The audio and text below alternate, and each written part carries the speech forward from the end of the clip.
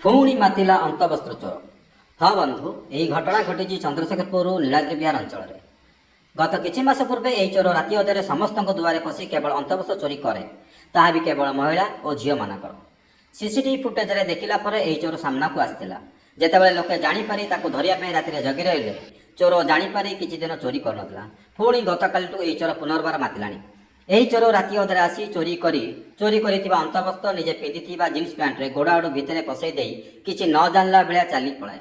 ପ୍ରତ୍ୟେକ ଦିନ ଚୋରି ହେବାରୁ ସିସିଟିଭି ଫୁଟେଜରେ ସେ ଜାଣିବାକୁ ପାଇଲେ କିଏ ଚୋରି କରୁଛି।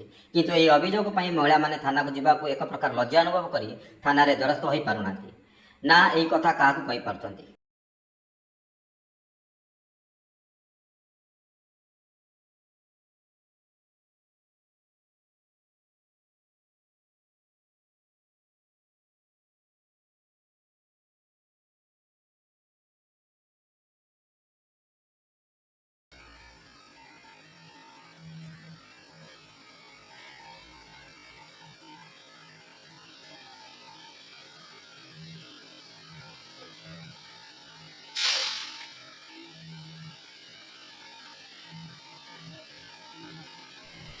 ଆପଣମାନଙ୍କୁ ପୁନର୍ବାର କହି ରଖୁଛୁ, ଏହି ଚୋର ପ୍ରତି ସାବଧାନ ରୁହନ୍ତୁ।